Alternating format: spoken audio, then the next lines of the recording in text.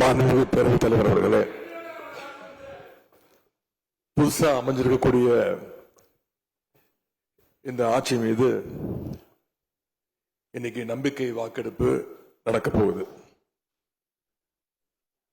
அதற்கு முன்பு வாக்கு எண்ணிக்கை தொடங்கி கடந்த 10 நாட்களாக இன்னைக்கு வரைக்கும் இந்த ஆட்சியில ஒவ்வொரு நாளும் என்னென்ன நடந்திருக்குங்கிறத எதிர்கட்சியாக சில விமர்சனங்களோடு இங்க வைக்க நான் விரும்புகிறேன். முதல்ல தமிழக வெற்றி கழகம் ஆட்சி அமைக்கணும்னு பெரும்பான்மையான மக்கள் உங்களுக்கு வாக்களிக்கவில்லை.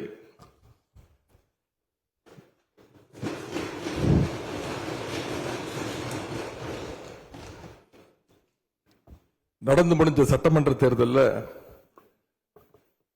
பதிவான வாக்குகள் சுமார் 4,93,25,000 வாக்காளர்கள் வாக்களிச்சிருக்கிறாங்க. தற்போதைய ஆளுங்கட்சிக்கு வாக்களிச்சவங்களுடைய எண்ணிக்கை எவ்வளவு தெரியுமா? 1,72,26,000 தான். மீதம் இருக்கக்கூடிய சுமார் 3,21,00,000 பேரும் நம்பிக்கை கோருகின்ற இந்த கட்சிக்கு, உங்க கட்சிக்கு எதிராக வாக்களிச்சிருக்கிறாங்க என்பதை நீங்க புரிஞ்சுக்கணும். அதாவது கிட்டத்தட்ட 65% மக்களால நிராகரிக்கப்பட்ட ஒரு ஆட்சி மேல எங்களுக்கு மட்டும் இல்ல, உங்களுக்கு வாக்களிச்ச மக்களுக்கே கொஞ்சம் கொஞ்சமா. அடுத்து மிக முக்கியமான ஒண்ணு நம்பர்ஸ், மெஜாரிட்டிக்கான நம்பர்ஸ். நம்முடைய சட்டமன்றம் 234 உறுப்பினர்களை கொண்டது. மேஜிக்கல் நம்பர் சொல்லுவாங்க. 118 உறுப்பினர்களை கொண்ட ஒரு கட்சியோ ஒரு கூட்டணியோ தான் ஆட்சிக்கு வர முடியும். இப்ப நம்பிக்கை கோருகின்ற இந்த கட்சிக்கு, உங்க கட்சிக்கு அந்த நம்பர்ஸ் இருக்கான்னு கேட்டா இல்ல. 108 இடங்கள் தான் இருக்கு. அதுவும் அந்த கட்சியினுடைய தலைவர் மாண்புமிகு முதலமைச்சர் அவர்கள் தன்னுடைய வெற்றி குறித்த நம்பிக்கை இல்லாத காரணத்தினால 2 இடங்கள்ல போட்டி போட்டு அதுல ஒரு இடத்தை இன்னைக்கு ராஜினாமாவும் செஞ்சிருக்கிறார். இன்னும் அந்த தொகுதி மக்களை சந்திச்சு, நேரில் சந்திச்சோ இல்ல ஒரு அறிக்கை மூலமாகவோ ஒரு நன்றியை கூட இன்னும் தெரிவிக்கல.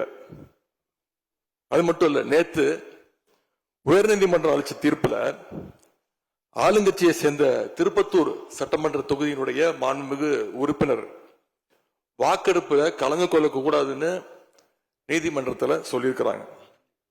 அதனால இப்ப ஆளுங்கட்சிக்கு வெறும் 106 இடங்கள் தான் இருக்கு.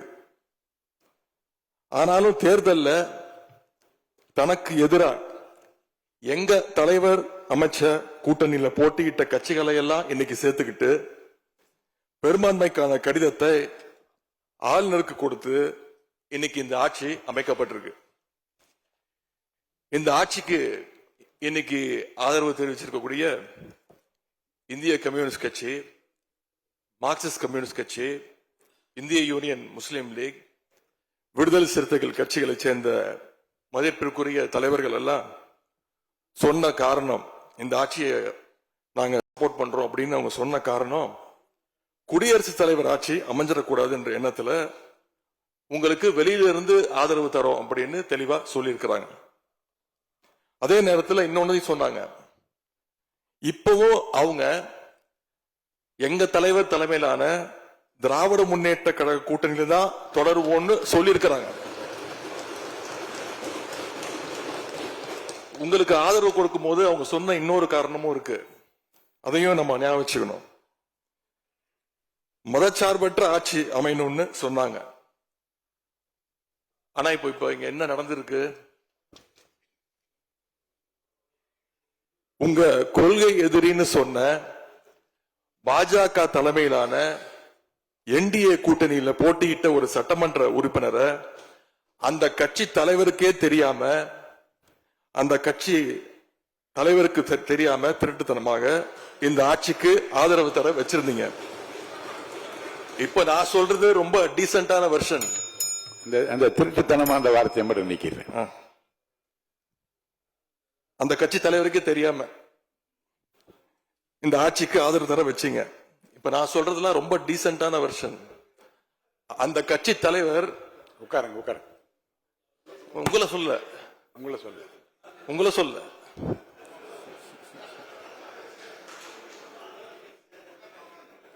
உட்காருங்க. மாண்பு உறுப்பினர் காமராஜ் உட்காருங்க. மாண்பு உறுப்பினர் காமராஜ் உட்காருங்க. மாண்பு உறுப்பினர் காமராஜ் உட்காருங்க. இப்ப நான் சொன்னதுல ரொம்ப டீசென்டான விஷயம் வெர்ஷன். அந்த கட்சி தலைவர் திரு டிடிவி தினகரன் சொன்னது என்ன தெரியும்? சொன்னாரு, ஆட்சிக்கு வர்றதுக்கு முன்னாடியே குதிரை பேரத்துல ஈடுபடுறாங்கன்னு சொன்னார். நேற்று சொல்லியிருக்கிறாரு, மாற்றம்னு சொன்னீங்க, இது மாற்றம் இல்ல துர்நாற்றம் அப்படின்னு சொல்லியிருக்கிறார். அடுத்து அதே பாஜக தலைமையிலான என்டிஏ கூட்டணியில் இருக்கக்கூடிய பெரிய கட்சியான அதிமுக இன்னைக்கு கிட்டத்தட்ட 2 பிளவுபட்டிருக்கு. பிளவுபட்ட ஒரு குரூப் உங்களுக்கு ஆதரவு தெரிவிச்சிருக்கிறாங்க. அடுத்து நடந்த இன்சிடென்ட் தான் மிகப்பெரிய ஒரு ட்விஸ்ட். பிளவுபட்ட குரூப்ல இருக்கக்கூடிய ஒரு தலைவரோட வீட்டுக்கு ஒரு புது சோஃபா போகுது. சோஃபா பின்னாடியே புது முதலமைச்சரும் அந்த வீட்டுக்கு போறாரு. புதுமையான ஆட்சின்னு சொன்னீங்க. இன்னைக்கு புஷ்பா பட பாணியில ஆட்சி நடந்துகிட்டு இருக்கு. தமிழ்நாட்டு வரலாற்றிலேயே முதன்முறையாக, இந்திய வரலாற்றிலேயே முதன்முறையாக ஒண்ணு நடந்திருக்கு. என்னன்னா, கட்சி தாவறதுக்கு முன்னாடியே அந்த குரூப் தலைவர் வீட்டுக்கு போய் இவ்வளவு ஓப்பனா அவங்களுக்கு இன்விடேஷன் கொடுத்தத இதுவரைக்கும் இந்தியாவில் யாருமே பார்த்தது கிடையாது. இத பார்த்துட்டு மக்கள் இன்னைக்கு என்ன தெரியுமா கேட்கிறாங்க? சேஞ்சுன்னு சொன்னீங்களே, இந்த சேஞ்சுக்கு பின்னாடி மிகப்பெரிய எக்ஸ்சேஞ்ச் இருக்கோ அப்படின்னு மக்கள் சந்தேகப்படுறாங்க. இப்படிப்பட்ட ரொம்ப புதுமையான வித்தியாசமான செயல்பாடுகளால நம்பிக்கை வாக்கெடுப்பு கோரும் முன்பாகவே இந்த ஆட்சி அவங்களுக்கு வாக்களிச்ச மக்களுடைய நம்பிக்கையை இழந்துருச்சு. இவங்களுக்காக ஆதரவு கொடுத்த எங்க தோழமை இயக்கங்களுடைய நம்பிக்கையையும் கொஞ்சம் கொஞ்சமா சிதைச்சுக்கிட்டு இருக்கு. தேர்தல் நேரத்தில் ஊழல் சக்தின்னு சொன்னீங்க. ஆனா இன்னைக்கு சோசியல் மீடியால மக்கள் உங்களை பார்த்து கேள்வி கேட்க ஆரம்பிச்சிட்டாங்க. என்ன கேட்கிறாங்க தெரியுமா? அந்த ஊழல் சக்தியோடு சேர்ந்து இருக்கக்கூடிய ஆளுங்கட்சிய இப்ப என்ன சக்தின்னு கூப்பிட போறாங்க? கிளீன் கவர்மெண்ட் சொன்னாங்க. இதுதான் உங்க கிளீன் கவர்மெண்ட் லட்சணமானு மக்கள் கேட்க ஆரம்பிச்சிட்டாங்க. இப்படி நீங்க கூவத்தூரையும் மிஞ்சுற அளவுக்கு அடிக்கிற கூத்த பார்க்கும் போது இந்த அரசு எத்தனை நாளைக்கு நீடிக்க போகுதுன்னு மக்களுக்கு அந்த சந்தேகம் வர ஆரம்பிச்சிருச்சு. முதல் கோணலே முற்றிலும் கோணல்ன்ற மாதிரி உங்க நடவடிக்கை எல்லாமே இன்னைக்கு மீம் கண்டென்ட்டா மாறிடுச்சு. மாண்பு முதலமைச்சர் அவர்கள் தன்னுடைய தேர்தல் பிரச்சாரத்தில் பெயர் சொல்லக்கூட தயங்கிய அந்த மற்றும் சிலர் கட்சியிலிருந்து ஒரு சிலரை நேற்று சந்திச்சிருக்கிறார். அந்த மற்றும் சிலரில் இருந்து ஒரு சிலர் அமைச்சராக வருவதற்காகவும் வாய்ப்புகள் இருப்பதா செய்திகள் வருது. அந்த வருங்கால மற்றும் சிலர் மாண்புகளுக்கு எங்களுடைய அட்வான்ஸ் வாழ்த்துக்கள். இப்படி எங்க கூட்டணி கட்சியில் இருந்த கட்சிகள் மற்றும் சிலர் கட்சிகளிடமிருந்து கடன் பெற்ற சட்டமன்ற உறுப்பினர்கள் தான் இன்னைக்கு இந்த அரசு நடந்துகிட்டு இருக்கு. இப்படி எம்எல்ஏக்களை எல்லாம் கடன் பெற்று ஆட்சி நடத்துகின்ற முதலமைச்சர் தான் அளித்துள்ள போலி வாக்குறுதிகளை நிறைவேற்ற முடியாதுன்னு தெரிஞ்ச உடனே முந்தைய அரசு, அதாவது எங்களுடைய அரசு, வளர்ச்சிக்காக பெற்ற கடன் குறித்து தவறான கருத்துக்களை தந்து மக்களை இன்னைக்கு திசை திருப்ப முயற்சி செஞ்சு கொண்டிருக்கிறார். பெரும்பான்மையும் இல்லாத, அரசியல்ல அடிப்படை நேர்மையும் அல்லாத இந்த அரசு நல்லாட்சி தரும், தமிழ்நாட்டு மக்களுடைய உரிமைகளுக்காக போராடணும்னு மக்களுக்கு துளியும் நம்பிக்கை இல்லை. முக்கியமான ஒரு விஷயத்தை இங்க நான் பதிய வைக்க விரும்புகிறேன்.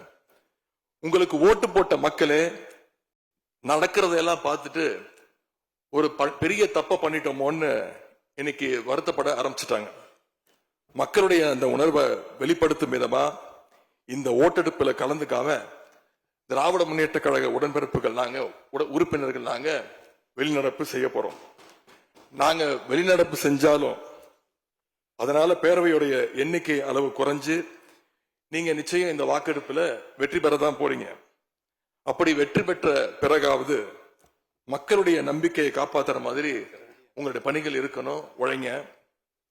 எங்க தலைவர் திரு முத்துவேல் கருணாநிதி ஸ்டாலின் அவர்கள் கடந்த 5 வருஷமா ஒவ்வொரு குடும்பத்திற்கும் பார்த்து பார்த்து திட்டங்களை நிறைவேற்றி கொடுத்தார். அந்த திட்டங்களை எல்லாம் நீங்க தொடரணும். தயவு செஞ்சு அதுல அரசியல் செய்ய வேணாம். ஏன்னா இந்த மாசம் 15ஆம் தேதி கலைஞர் மகளிர் உரிமை தொகை 1,31,00,000 தாய்மார்கள் காத்துக்கிட்டு இருக்கிறாங்க. இந்த 1000 ரூபாய் வருமா அப்படின்னு காத்துக்கிட்டு இருக்கிறாங்க. அதே மாதிரி புதுமை பெண் திட்டம், தமிழ் புதுவன் திட்டங்கள்ல காலேஜ் போற ஸ்டூடெண்ட்ஸ் அவங்களுக்கு வர மாசம் மாசம் வர கல்வி ஊக்கத்தொகை 7ஆம் தேதி கொடுத்துருக்கணும். இது வரைக்கும் வரல. அவங்களும் காத்துக்கிட்டு இருக்கிறாங்க. இப்ப ஸ்கூல் இல்லைனாலும் ஜூன் 2ஆம் தேதி ஸ்கூல்ல ரீஓபன் பண்ண போறாங்க. அப்ப காலை உணவு திட்டத்துக்காக பள்ளி மாணவர்கள்லாம் காத்துக்கிட்டு இருக்கிறாங்க. இப்படி பல்வேறு திட்டங்கள் இருக்கு. நான் முதல்வன் திட்டம், தாய் மாணவர், அன்பு கரங்கள்னு பல்வேறு திட்டங்களுடைய பயனாளிகள்லாம் ஆவலோடு காத்துக்கிட்டு இருக்காங்க. இந்த அரசு என்ன செய்ய போகுதுன்னு காத்துக்கிட்டு இருக்கிறாங்க. அதனால நான் உங்ககிட்ட கேட்டுக்கொள்றது, மாண்புமிகு முதலமைச்சர் அவர்கள் பதவியேற்றதும் தன்னுடைய முதல் உரையில அவகாசம் வேணும்னு கேட்டீங்க. நிச்சயம் அவகாசம் எடுத்துக்கோங்க. ஆனா காத்துக்கிட்டு இருக்க அத்தனை பேரையும் ரொம்ப காலம் காக்க வச்சிடாதீங்க. அது மட்டும் இல்ல, தேர்தலுக்கு முன்னாடி பல கவர்ச்சியான வாக்குறுதிகளையும் நீங்க கொடுத்திருக்கிறீங்க. மக்கள் அதுவும் ஞாபகம் வச்சிருக்கிறாங்க. மகளிருக்கு மாசம் 2,500 ரூபாய், ஆண்டுக்கு 6 சிலிண்டர், தங்க செயின், மோதிரம், பட்டுப்புடவை, வேலையில்லா இளைஞர்களுக்கு உதவித்தொகைன்னு அந்த லிஸ்டும் நீண்டுட்டே இருக்கு. பெரிய லிஸ்ட் தான். அதுல ஒரு சில வாக்குறுதிகளாவது முதல் கையெழுத்துல நீங்க நிறைவேற்றுவீங்கன்னு மக்கள் எதிர்பார்த்தாங்க. நீங்க வாக்குறுதிகளை சொல்லும் போது நடைமுறைக்கு சாத்தியமானதை மட்டும்தான் சொல்றேன்னு எல்லா கூட்டத்திலையும் திரும்ப திரும்ப சொல்லியிருக்கிறீங்க. எனவே அதை விரைந்து செஞ்சு காட்டுங்க. இந்த நேரத்தில் எங்க திராவிட மாடல் ஆட்சியை பத்தி நான் ஒன்னே ஒன்று மட்டும் குறிப்பிட விரும்புறேன். நாங்க ஆட்சிக்கு வரும்போது 2021 கடுமையான கோவிட் பெருந்தொற்று காலம், செகண்ட் வேவ். அப்ப மாநிலத்துடைய பொருளாதார வளர்ச்சி எவ்வளவு தெரியுமா? வெறும் 0.7%. அந்த நிலையிலையும் எங்க தலைவர், எங்க முதலமைச்சர் அப்போ முதல் கையெழுத்திலேயே மகளிருக்கு விடியல் பயண திட்டத்தை கொடுத்தார். முதல் நாளே எல்லா குடும்பங்களுக்கும் 4,000 ரூபாய் லாக்டவுன் உதவித்தொகையை எங்க முதலமைச்சர் கொடுத்தார். ஆவின் பால் விலை குறைப்பு, இப்படி முதல் நாளே 5 கோப்புகள்ல கையெழுத்து போட்டார். ஒரே மாசத்துல தேர்தல் அறிக்கையில சொன்ன மாதிரி பெட்ரோல் விலைய லிட்டருக்கு 3 ரூபாய் குறைப்பதற்கான உத்தரவையும் எங்க முதலமைச்சர் போட்டார். இப்படி கடுமையா உழைச்சதுனாலதான் இன்னைக்கு 5 ஆண்டு முடிவில் இந்தியாவிலேயே பொருளாதார வளர்ச்சியில நம்பர் 1 மாநிலமாக இன்னைக்கு தமிழ்நாட்டை எங்களுடைய தலைவர் மாற்றி காட்டியிருக்கிறார்.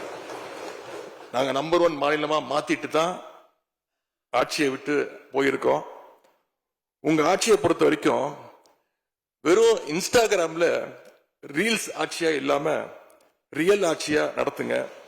அது மட்டும்தான் மக்களுடைய கோரிக்கை. எங்களுடைய தலைவர், திராவிட முன்னேற்ற கழகத்துடைய தலைவர் முத்துவேல் கருணாநிதி ஸ்டாலின் அவருடைய கட்டளையின்படி நீங்க ஆட்சியை தொடர நாங்க தடையா இருக்க விரும்பல. அந்த வகையில பேரவையிலிருந்து நாங்க வெளிநடப்பு செய்யறோம். நன்றி, வணக்கம்.